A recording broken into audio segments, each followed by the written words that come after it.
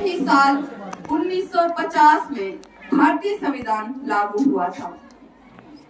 इसी ने हमें एक समाजवादी, संप्रभु, धर्मनिरपेक्ष और लोकतांत्रिक गणराज्य बनाया।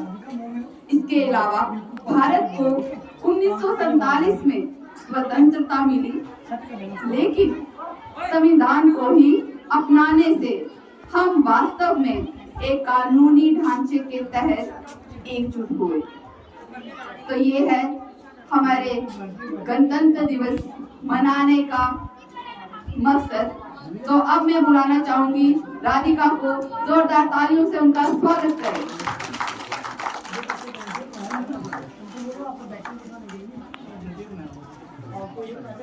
नमस्कार। सबसे पहले जहां पर आए हुए नायब तहसीलदार, सरपंच, पंचित, headmaster of government high school Bamliya, आप सभी को गणतंत्र दिवस की हार्दिक शुभकामनाएं।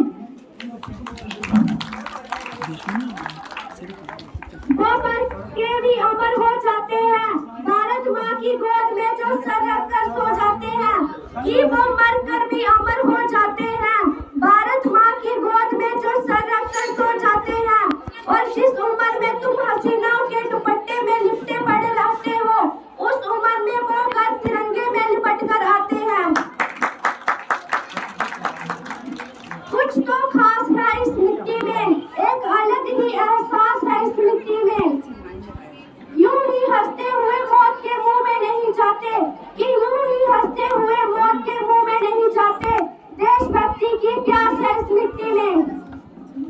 इस तिरंगे की हिफाजत में गुजर जाएगी सारी जिंदगानी मेरी, यही तिरंगा बनेगा आखिरी निशानी मेरी।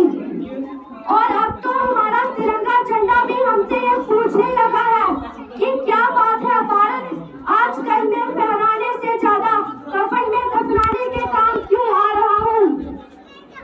महोदय, हृदय तो उस दिन ही फट गया था जब बूढ़ी माँ अपने बेटे के चित्रों को देखकर बोली कि साहब, आप तो बर्थी में 1 इंच भी कम नहीं लेते, फिर मैं आधा शरीर कम कैसे ले लूं। आज इन मानव अधिकारों के जहां, आतंकियों के बंगलों के जहां तो अकाउंट खाली हस्ती है, और शहीद हुए हमारे नौजवानों की आंगन की तुलसी रोती है।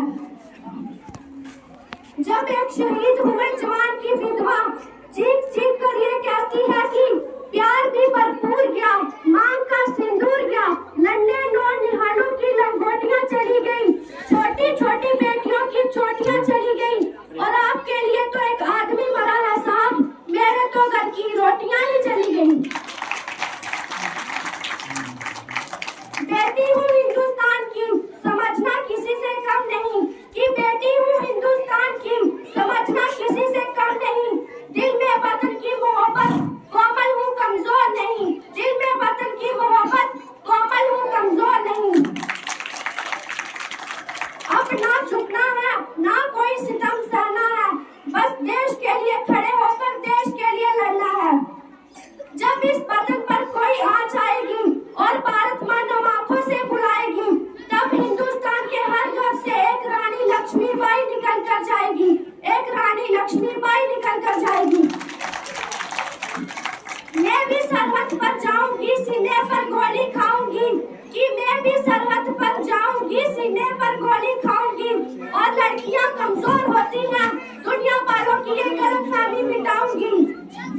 बेटी हूँ हिंदुस्तान की, मैं भी दुश्मन की छाती पर तिरंगा लहराऊंगी, मैं भी